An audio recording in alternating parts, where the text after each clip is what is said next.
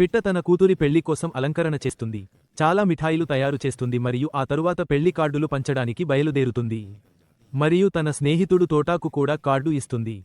ఆ తరువాత పిట్ట తన కూతురిని సిద్ధం చేస్తుంది కానీ గ్రామంలో అకస్మాత్తుగా చాలా జల్లులు మొదలవుతాయి.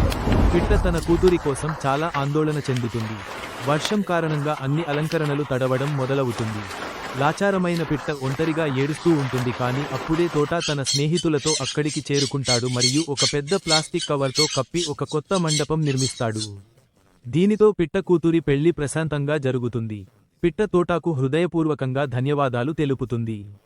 కానీ తోటా ఏడుస్తున్నాడు ఎందుకంటే ఎవ్వరూ సబ్స్క్రైబ్ చేయలేదు.